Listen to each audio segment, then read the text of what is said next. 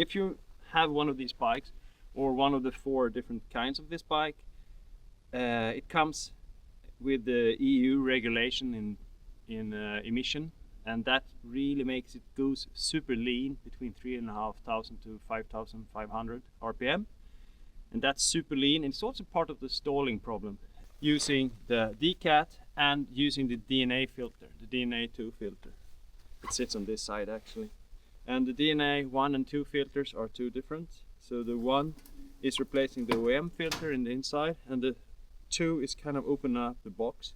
With the right tuning, you have 10% more if you do the DeCat, and you have another 10% if you do the air filter. And remember, we're talking about the power between 3,500 and 5,500 RPM. That's where you're riding, that's where you're going. You're not riding full throttle, so the max horsepower is still the same. So you're not killing the engine, you're just giving it a little bit more fuel in the right places. What you do is you will not qualify for Euro 5 plus emission standards, and those standards is actually the reason why you have to do all of this to get the full potential from the bike. But you can get a good 20% extra with the right setup, and I'm looking forward.